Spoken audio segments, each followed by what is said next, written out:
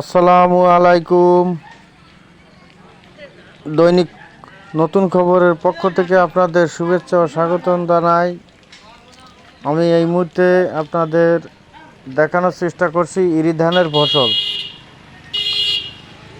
এটি মনিরামপুর উপজেলার 4 নম্বর ঢাকুরি ইউনিয়নে এই ইরি ধানের ফসল দেখা যায়।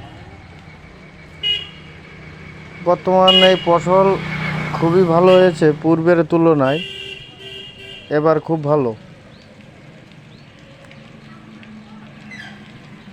ভাইরা, আমি নতুন, জানি না আপনাদের কতটুকু আকর্ষণ করতে পারবো, আপনাদের কতটুকু দেখাইতে পারবো। আমি আপনাদের ঘুরে ঘুরে দেখানোর চেষ্টা করছি। তবে গত বছরের তুলনায় এবার ধান ভালো হয়েছে, খুবই সুন্দর হয়েছে। আপনাদের সকলকে শুভেচ্ছা জানাই। আপনারা সবাই আমার সঙ্গে থাকবেন।